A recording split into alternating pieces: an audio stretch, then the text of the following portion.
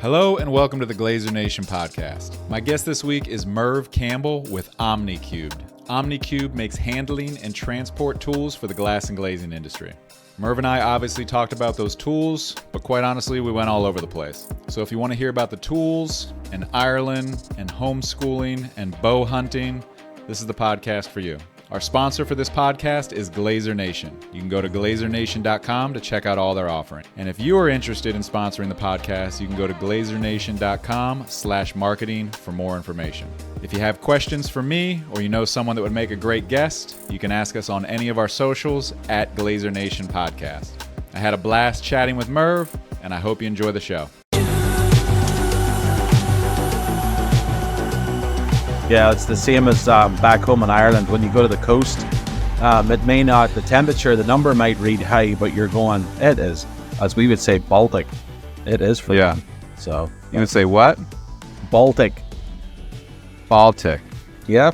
I've never heard that one. That's the Irish for it's really cold. Let's get a warm tea and a coffee in us and call it good. So How different is like North Ireland to, do you call it South Ireland, like where Dublin is? when you move to America and you've been here for 8 years, I just say I'm Irish. But if my father watches this, I will be in a lot of trouble coming from Northern Ireland. He may not let me return. There is a lot of political tension between the two.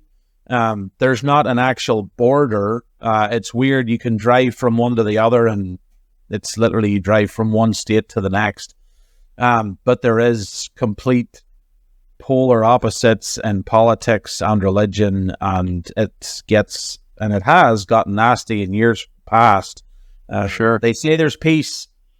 We see it's day to day. It could ignite at any moment, but it's different. Two different currencies, two different governments. So, you use the pound sterling up in the north, and down in Southern Ireland, you use the euro because they're part of the European Union.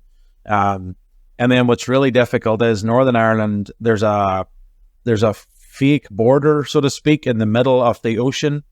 So when they try to ship things in, they have to go through so much rigmarole to get it actually into the north of Ireland. So it's no fun, but beautiful place. It's a beautiful place to live if you're born there, but I don't know anyone that wants to move there permanently. But an awesome place to visit. It's always wet, it's always raining, but it's always green and lush and beautiful. So, but Why is it always raining? I have no idea. I think it's just the location. It is an island, so you've got water all around you. Precipitation happens all the time. The clouds roll in. It rains a ton. But it's beautiful. If you get a really nice sunny day, there's no place in the world like it. That's my opinion. Others would differ, but it's a beautiful, beautiful place. Just the scenery, the coasts, just the history that's there. Thousands of years of stuff, the castles, the ruined castles that are there. It's beautiful. Yeah, I'm a little biased, but anyways, it's good. No, you can tell for sure. A little biased. That's okay. Yeah, a little biased. One of my several attempts at leaving the glass and glazing industry, I was living in London for a while. Mm-hmm. Yeah. And I would do like weekend trips if I could afford them, and I went to Ireland for just like a long weekend. Yeah. This was a long time ago, but yeah, everything was gorgeous. The hills. I did like Dublin, Killarney, Doolin. Yep. Mostly just the tourist stuff, I guess. You kind of stayed around the bottom. It's funny because when I'm here and people are going to Ireland, they will literally call me. I've been at trade shows before. They've heard my accent. They have a trip to Ireland coming up in the summer. I'll give them a business card. I'll forget about them. And about April, May, I'll get this phone call from people and they're like, hey, do you remember me? And I'm like, I have no idea who you are. And then basically I help them write an itinerary for 14 days in Ireland to go to the non-tourist place. Tourist attractions are fine, but they're so darn expensive. And it's not really the true Ireland. If you want a good pint of Guinness, I know a good pub to go to. If you want good fish and chips, I know a good place to go to.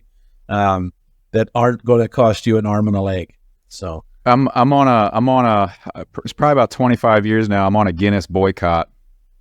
Oh, really? Oh, wow. So yeah, I would say that it was probably a top 2 or 3 favorite drink to have. But I was on this Guinness Believers like email club. I don't know what it was, but I got invited to this Guinness Believers party right in the city, and I went there with I guess it was a girlfriend at the time, and we were turned away at the door because they were at capacity. So 30. Since that date, you're like, since that date, no, thank you, absolutely not. I had to cut them off. My American IPAs and call it good. No, I'm not a big IPA guy either. But hey, so where does it? I'm looking at a map. Where does it turn into North Ireland? So, like, give me a city name. You'll see a town by the name of Armagh, and then if you go, actually, I can do this for you. So hang on, you're like, what is this guy doing? So I have this is great. This is the content we're looking for tonight. I have my map of Northern Ireland. So you'll see down here, there's a town called Newry, and then this is the hard border that comes along. Enniskillen is over here, and then Donegal comes around and maps around this side. And there's the town I'm from, Mackerfell. So, yeah, and the political differences, without getting into a political debate here, is it similar to what we have in the United States? You kind of have two sides, or is it different? No, you've got two sides. You've got basically Protestants and Catholics. You've got hundreds of years of hostility. Yeah. You've got traditions that people follow that they don't even know why they follow them, but they just do because it's what their father did. And it's kind of generational. It's all these, the two sides are taught in the schools, so there's that influence there. It's actually taught, not to care for one another. The hate word is used, you're not to like these people or you're not to like those. And but it's actually come a long way. When I was growing up, my hometown actually got blew up one Sunday night. My father worked for a company who built police stations. So basically, they would make all the reinforced concrete for it. He got attacked a couple of times just because he worked there. Shot at twice. We got a couple of times we had to get evacuated from our homes because there was a threat. My uncle worked for part-time police force. There's a lot of hostility. The threats you're talking about came from the other side of Ireland, from the same country. Yeah, that's wild to me. I mean, I definitely have heard of things, but yeah, I guess it's just a smaller country with tons of history and tradition. Kind of boring there. And you're well, it's funny because I moved here 8 years ago, and people that are there are like, wow, Merv's a superstar. He's actually moving to the United States. You're treated like this celebrity type person, and you're going, yeah, it's a big deal, but it's not that big of a deal, because most people, they're born, they live, and they die in the same time, and that's how it goes. You go to the graveyards, and it's literally just rows of the same family name, but just different years, and you're going, wow, that's crazy, but that's the way it is.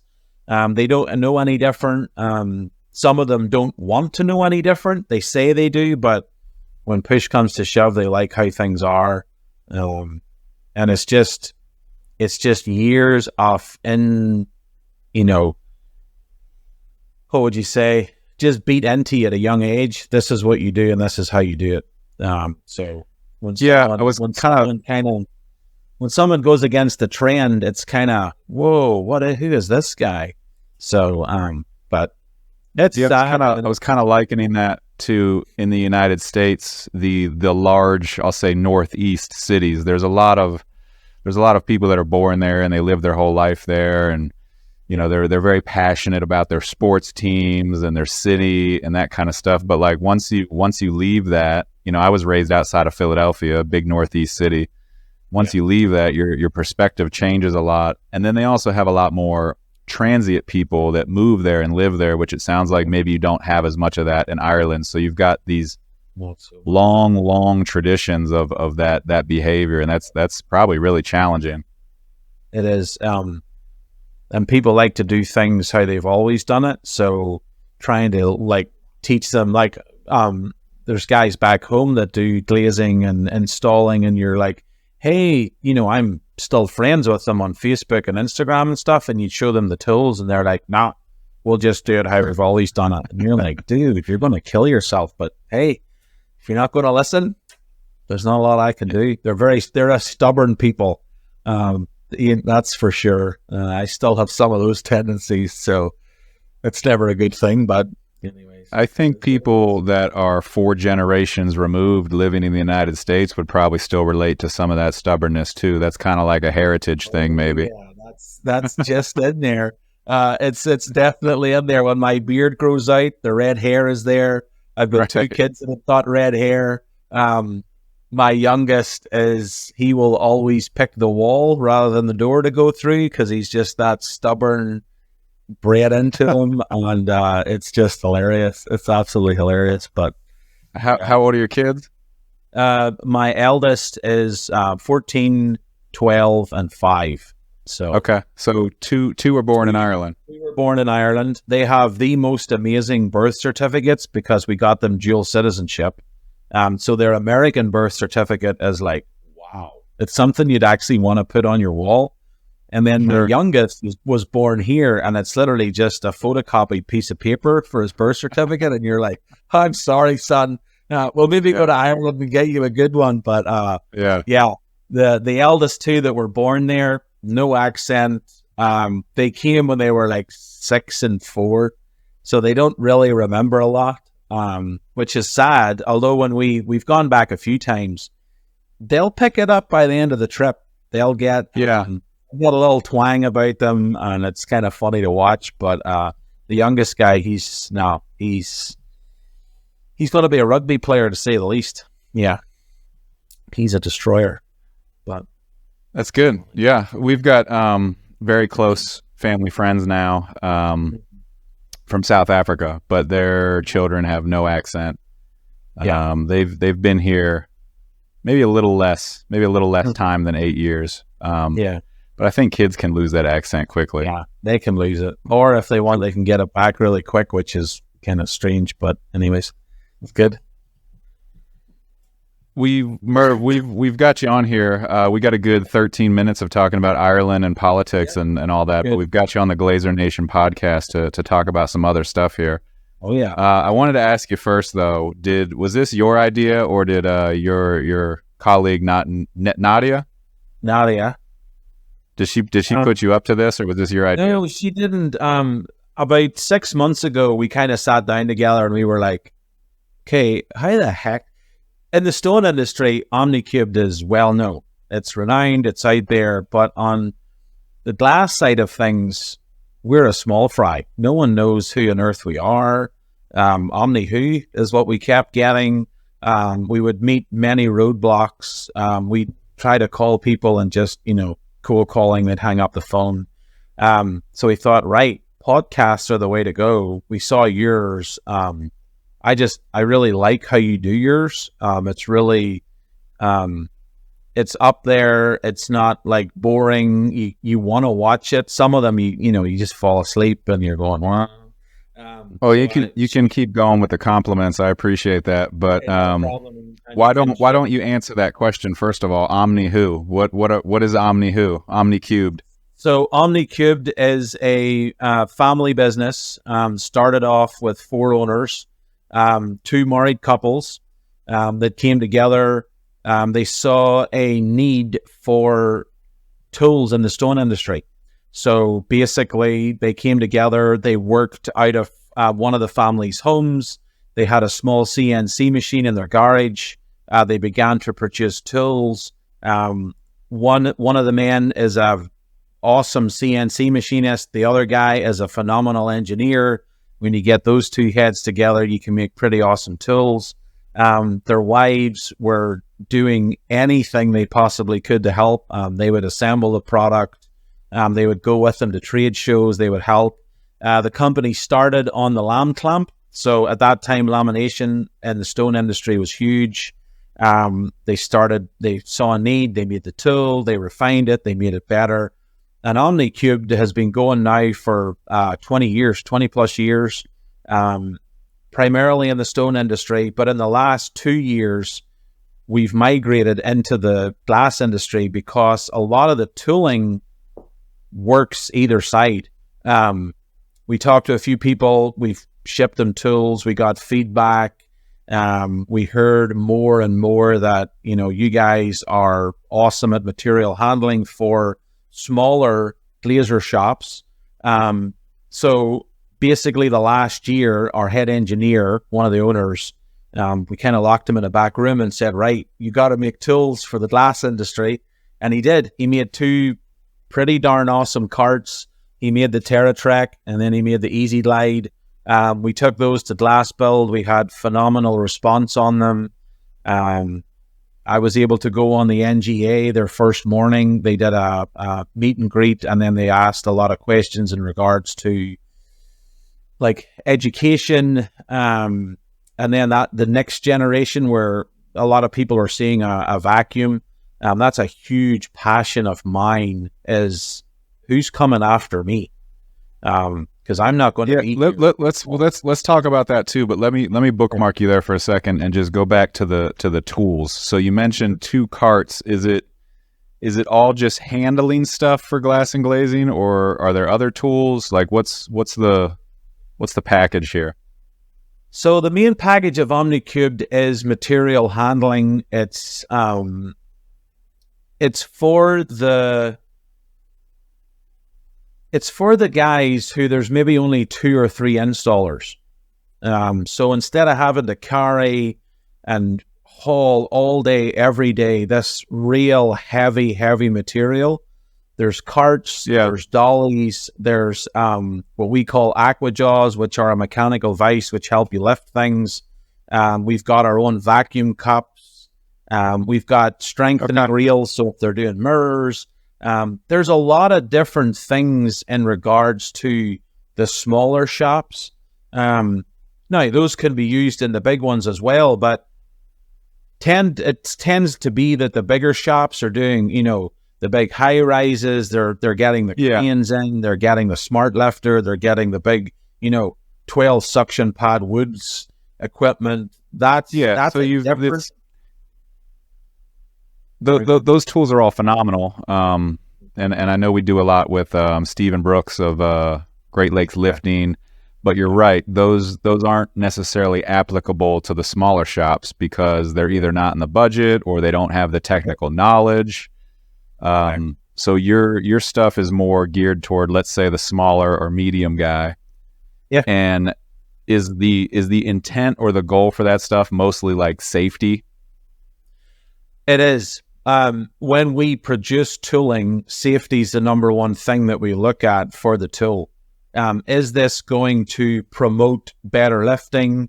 Is this going to promote ease of use? Is it going to promote an installer taking a step back and not just, ram bash, let's lift this, let's get it in? Yeah.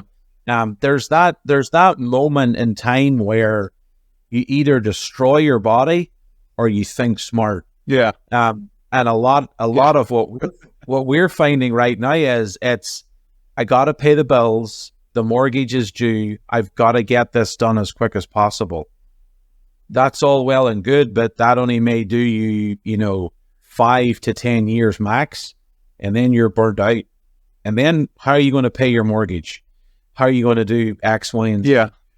So when we make the tools, we make them in regards to, the aqua jaws, like I'll use that as an example. It promotes a better lifting technique where you're using your legs and not your back, because what we've noticed is when we went out and seen installs, a lot of them are just, fingers in the bottom. if they can, they'll use a grip on the top, and they're all over the show, and their spine looks like an S, and you're going, oh my goodness, do you realize the damage you're doing? They don't, but it's the mentality of, I've got to get this done fast. You can still do it fast with our tools, but you'll also prolong your body in using them, but you got to use them. We keep hearing, well, anyone listening to this knows. Yeah, I want to buy my guys these tools, but they don't want to use them. Well, you're the owner. You say, hey, I'm prolonging your career here. I'm helping you use the tools and take the time to use them and learn. So that's safety is the number one thing for us. And then it's ease of use. You don't want something that's complicated to use. You don't want to have, 25 steps to use a piece of equipment. And we pride ourselves in everything's made here where the shop is. I'm actually in my home office in Shingle Springs in California. We machine, we assemble, we ship everything from one building, which is phenomenal. So we have, 2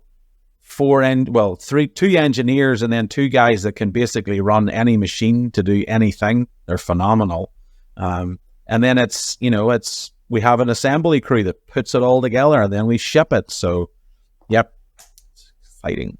No, all super important to the glazing industry. If there's glazers out there that are declining it, I'm sure they're under 25 years old, because there's kind of a running joke in the industry. You look at a 30-year-old glazer and they're walking around like a 60-year-old man.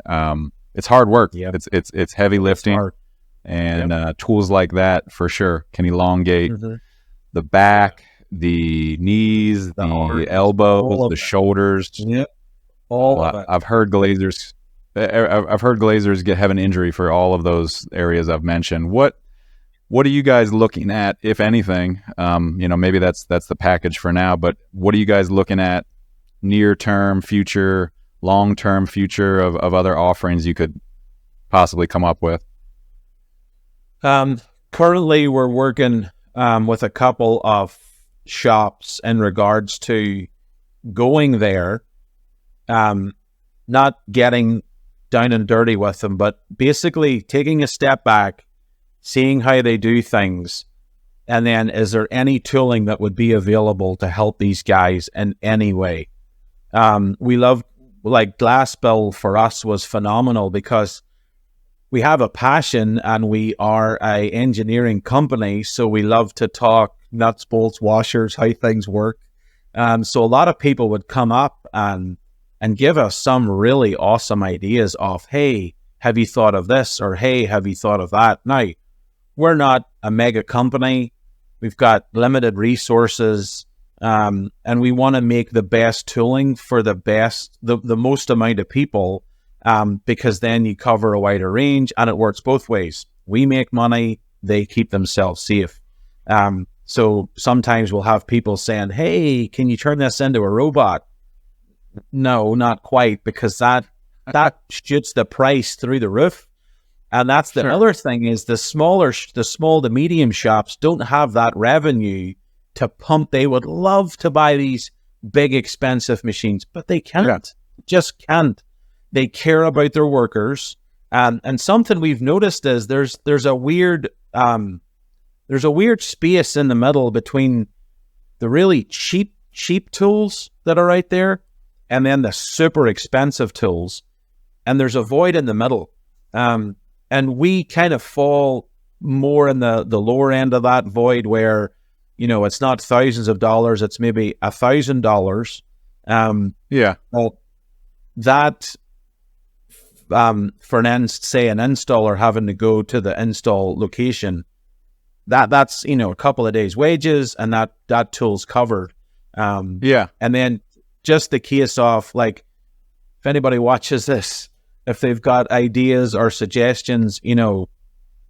It's Merv at OmniCubed. It's not a hard email to remember, but because we're not in the field every single day, right. We are a company. We're making the tools. We're producing them. We have limited time that we can go to these places. But it's really like, for me, the last trade show was super cool, where people literally were not begging, but saying, hey, can you make this? If you tweak this tool a little, it would be even better. So like, any suggestions, fire them our way. And no, that's not promising feedback. Anything, but you never know. Yeah. Feedback is super valuable, and companies that are responsive to it is even more important. You mentioned, the smaller glass shop can't really afford the robot, and there's probably a level of truth to that. But like, the thing is that if they do that, they have to put that cost somewhere in their work, whether it's spread out over several jobs or in one job, and now they no longer become competitive versus the guy that's hurting their back, which kind of speaks to the need to, the value of associations, or the value of what we try to do with this podcast is help kind of raise that playing field to, okay, you guys do $2 million worth of work a year. Maybe robots are not a financially good choice, but hey, here's some stuff that OmniCubed has that could kind of get you there and get your guys there a little safer. For sure. Yeah, and that's, we ultimately want to make money, but it's a passion of mine. Back to sort of my personal life, my mother's had a bad back for my whole entire life. She hurt her back when she was younger. She jerked it. I've never known my mom not to have health issues. So for me, it's something that I am like super, super passionate about, because I see the devastation of hurting yourself. Sure. And I see the ramifications. And I don't wish that on anyone. I wouldn't want that on my worst enemy, because I just see the ripple effect of that. And especially as we get older, and as there's more pressures put on us financially and all the rest, there is that tendency to go, well, it's, I'll get it done. We need to, people need to stop and realize, your body is going to wear out. And these people are some of the most crafted people you will ever meet. They're unbelievable. Some of the work they do, you're going, wow. Yeah. You guys are so talented. The problem is there's no one coming after them either to continue this on. You've got these 20 to 25-year-old macho men who just come in, ram dash, and just, I can carry anything. And you're like, dude, you're going to burn yourself out. So you've got the 35-year-old who's been doing it for 10 years, and he's hobbling around like a 60-year-old, and he's not able to do it. And it's really annoying, because they want to work and they can't. And it's just, I was really done installing. I was probably done installing by about age 25, 26. And, but I kept on lifting weights and deadlifting and squatting and that kind of stuff. And I feel like I'm paying for that a little bit now. So it's relatable, whether you're humping huge windows across a parking lot, or lifting weights, or just carrying a lot of groceries, whatever you're doing. I think men in particular, probably women too, but men in particular, I think you're right. The macho tendency to, I'm just going to lift this and forget my back. And you can do it. You can get away with it for a long time, but I think it does catch up to you, even if you feel good during those age 20 years. I think it still has long-lasting. So you mentioned glass build, and I know the answer to this is going to be that, yes, we had a very positive experience, but like trade shows in general, do you find do you find that they are all a positive experience, or do you find it varies? What's the importance of trade shows? For a company like ours, trade shows they're priceless. It's a time when we can get in front of a lot of different people. I was just reminded a couple of weeks ago that glass build is phenomenal, but glass build is geared to more the business owner, the CEOs, as I call them, the top bigwigs. They come in, they drink coffee together, they go out at night, they have a meal.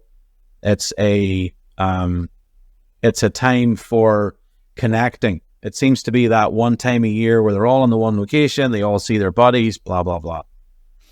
Yeah. The smaller, as I call them, house shows that aren't as, polished as what that is.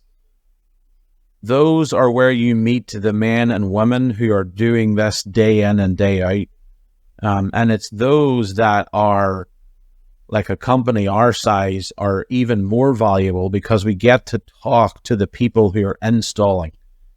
We're not talking to the CEOs or the CFOs. We're talking to the men and women each and every day.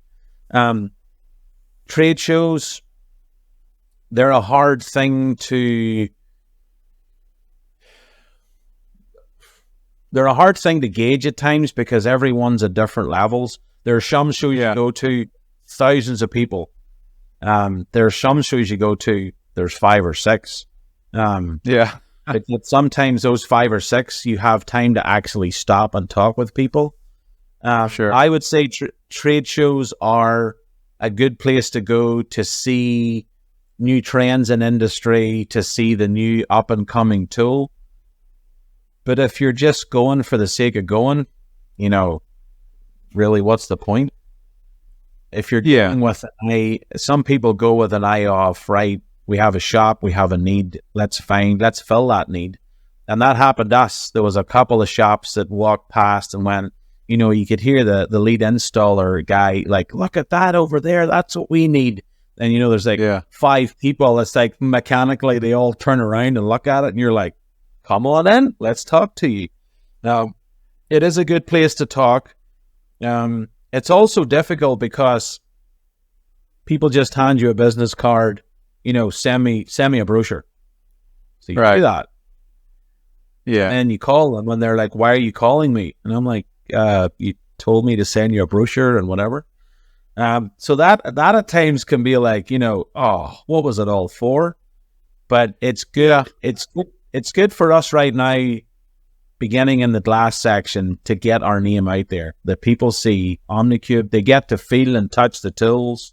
Like we bring a crate full of tools, so they can touch and feel, which you can't do online.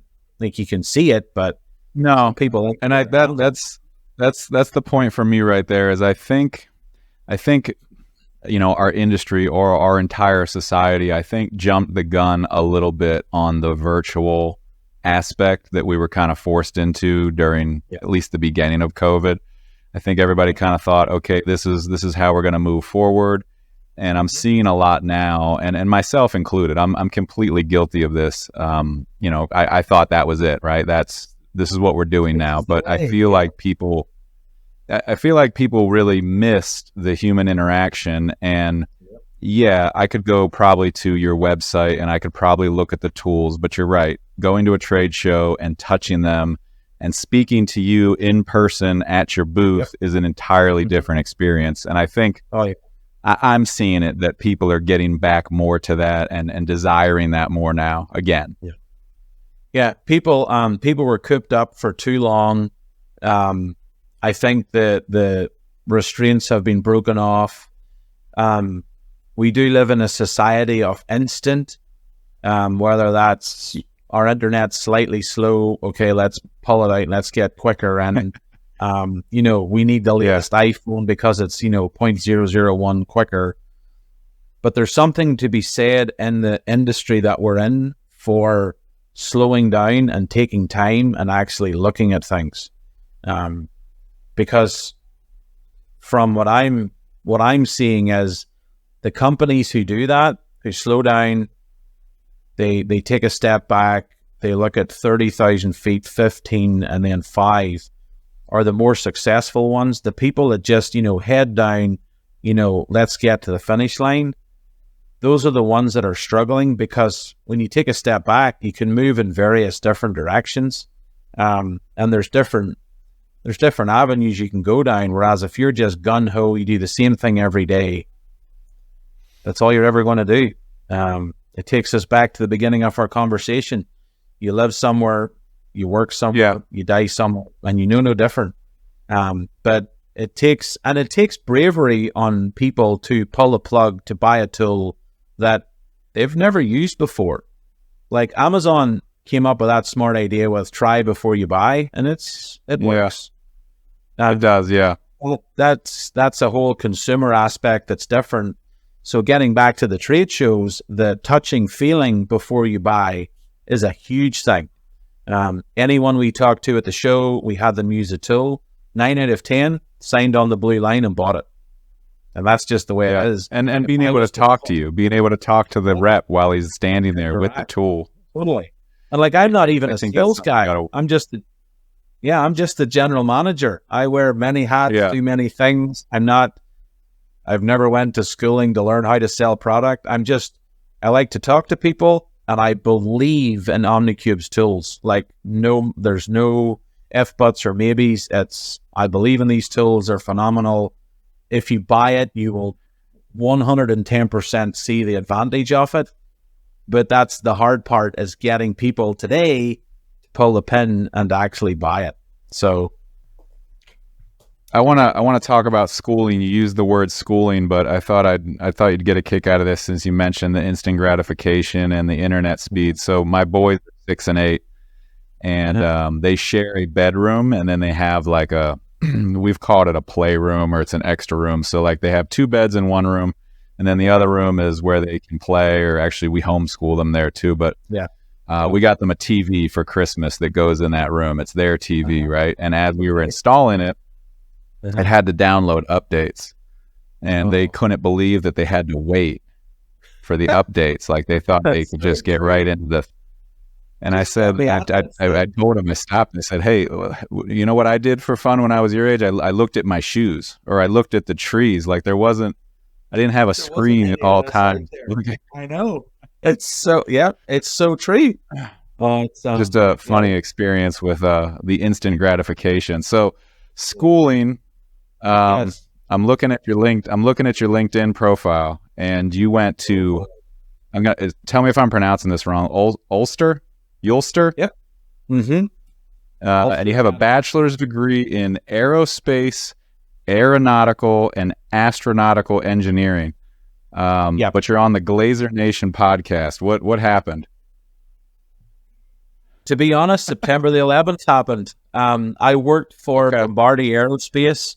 I served my apprenticeship there. Was supposed to take 8 years. I put my head down. Thick Irish man, got it done in 4. Long hours, long days, but it's so worth it. We worked on the Rolls-Royce engines. I helped build them, design, build, and then get them going. I was out of my apprenticeship 18 months. September the 11th happened, and they basically shut down our whole plant. No one was buying airplanes.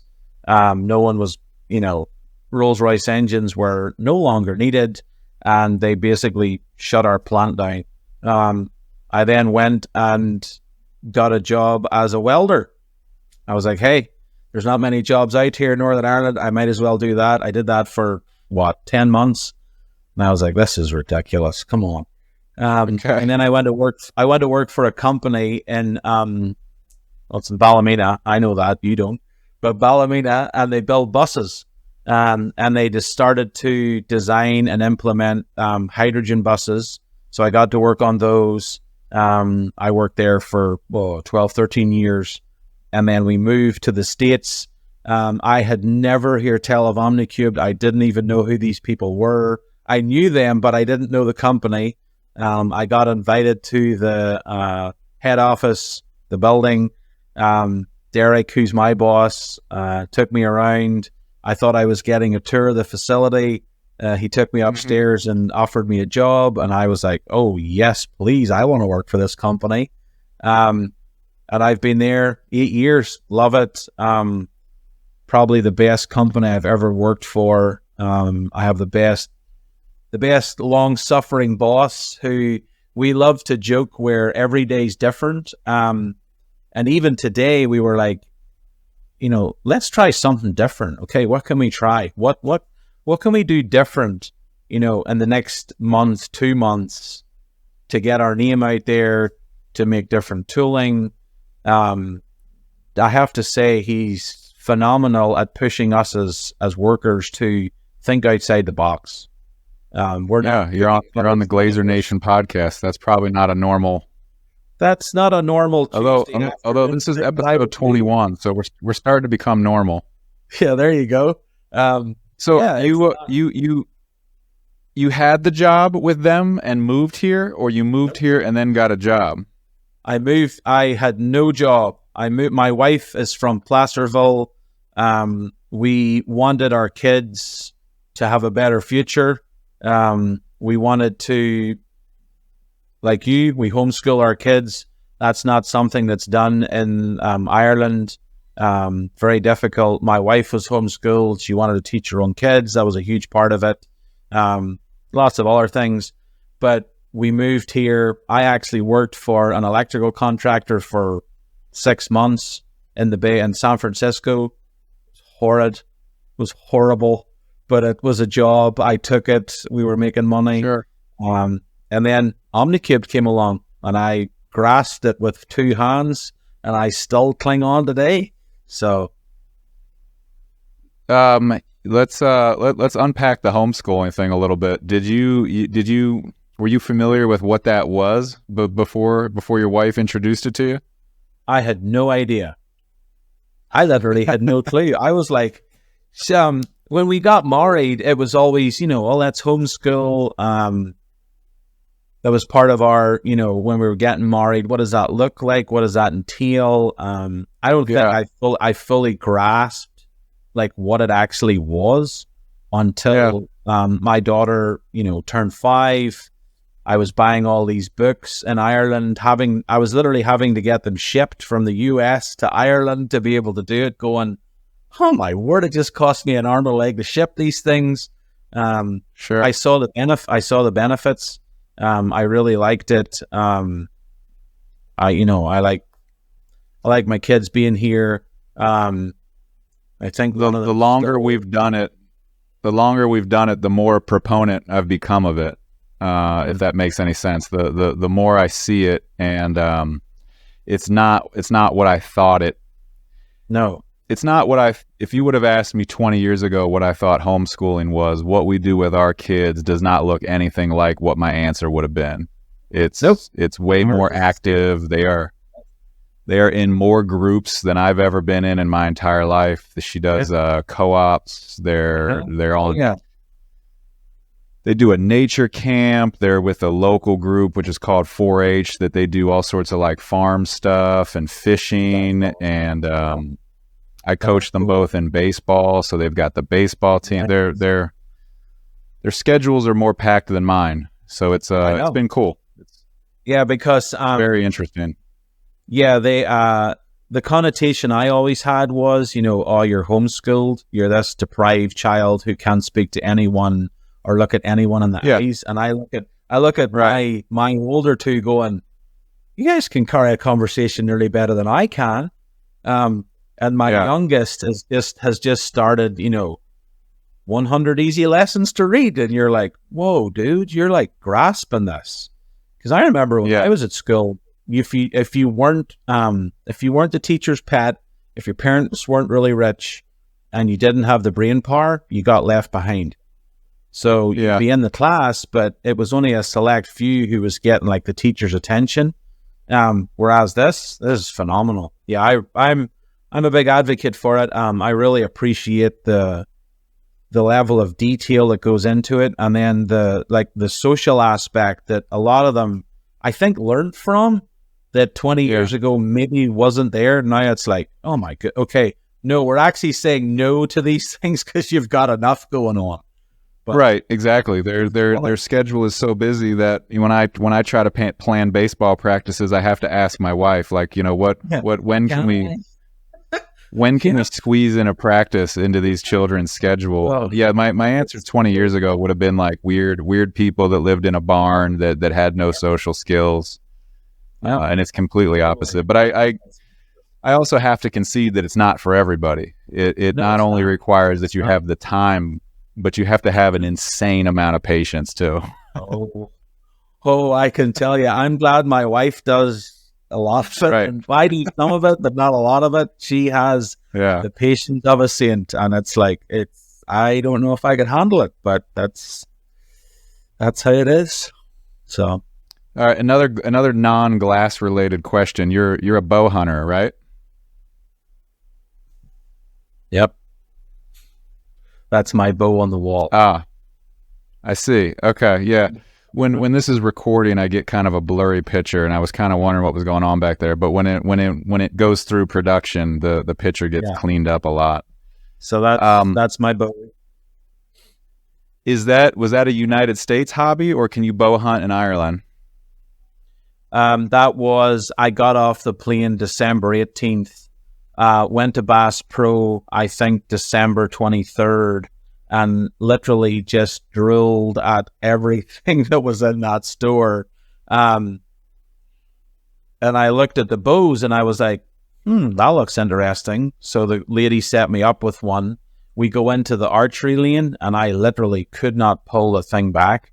And I was like, so embarrassed. I'm like, this is ridiculous. I'm a grown man and I can't even do this thing. And then the girl just started laughing at me and she goes, oh, it's a technique. You'll get used to it. And then she's kind of taught me a few things. And then I shot maybe 4 arrows and I'm like, yep, I'm getting into this. Bow hunting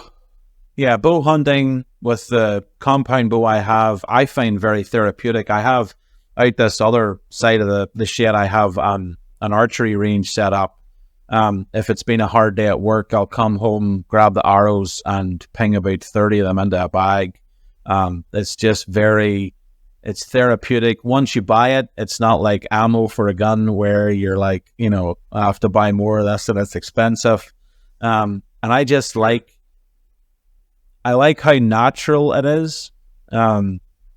So like hunting for me with that, you've got to be a good hunter. You can't just, be 3 fields away and take an animal down. You've got to know the animal. Yeah. You've got to know your surroundings. You've got to know when there's a lot to it that's really cool, but there's also a lot of frustrations when literally the wind changes. You've followed something for a day and literally it pops its head up and goes and runs and you're like, oh, forget this. But no, I love it. Did you rifle hunt in Ireland? Nope. In Ireland, no hunting in Ireland at all. No hunting at all. The only time you could have any type of that stuff was if you're a farmer. You came to the United States and didn't feel like an American enough, and you had to go buy some weapons. Yeah, because then I have a safe that's right beside it that's got a lot of stuff in it. So my parents joke with me. It's like, wow, you're like 15 again. You're like a kid in a candy store. Yeah, it's good. It's for some people. It's not for others. But what I find is like my eldest boy is getting into it with me. And it's a good discipline. It really is. Sure. It's good for them to learn discipline in these days, and that you don't always just get everything handed into your hand. The price of meat at a grocery store is phenomenal. Yeah, there are so many animals that are out there. Not all of them can be eaten, but you go and you get a few wild boar, bring it home, harvest it, put it in the freezer. It's good. And in California right now, they're literally begging people to come and get rid of the wild pig because there's so many, and they're destroying all the land. The cattle are breaking their legs, and that's a real mess. So, if you're ever in California, I know the boar are big in other states as well, like Texas. Down here in Florida, you could come hunt snakes and gators. They're not my cup of tea, thank you. I'll let you do that one. Yeah, we did a trade show one time in Florida, and we went to a gator. I forget what it was called. It was like a rescue center for like gators. Yeah. And we walked out this like large. You kind of walked out, but the lady never told you that they were literally in the water and would come up the bank. Well, the first one came up. I bolted quicker than I think I've ever ran in my entire life. I was like, nope, you're not getting me. I may be the biggest guy amongst the group, but you will not get me, I can tell you. Oh, there is one gator. There's one gator for every 13 people in the state of Florida. Oh, my goodness. Wow. If there is water that you cannot see the bottom, there is a gator in it. Oh my goodness. Wow. That's cool and scary. I don't know if it's cool or not, but yeah, it is what it is. It's a different place. Our friends that I mentioned to you from South Africa, he always jokes with me that the wildlife here is more dangerous than anything he saw in Africa. But he wasn't out in the jungle with the lions, I guess. South Africa is quite different. So. The rhinos running after him or something, for sure. Right. Yeah. Well, Merv, hey, we're getting close to an hour here, and I've had tornado warnings all day, and I hear the rain coming down, so I don't want to lose you on a bad note. Is there anything you want to throw out there for OmniCubed here? Any plugs? Yeah, just go to our website. How can people get in touch with you? So if they go on our website, they go on omnicubed.com. You'll find all of our tooling there. If you want to email me, it's merv@omnicubed.com. We have very helpful people. If you call the main helpline or you call our customer service department, you can get through to me personally. We're passionate about what we do and why we do it. Yes, we want to make money, but we also want people to be safe doing it and have longevity. That's the key. That's the goal. I'm passionate about that next generation of young people. I'm trying to help a few shops at the minute, like look for employees, because there's a real void in that. We have a man in our shop who helps train that next generation. I'm trying to do the same. So that's a huge thing. So if anybody wants to talk about that, I'm more than willing. And yeah, I just really appreciate being on here, for your time, for those who listen. It's been awesome. I did not think this podcast would have went this way, but it's been phenomenal. I've really enjoyed it. It's been awesome. I did not think I would show my Lord of the Rings Northern Ireland map on a podcast, but hey, you never know. You never know. We try to be a little different. I appreciate you, man. Have a good one. Hey, take her easy. Take care, and I'll talk to you soon.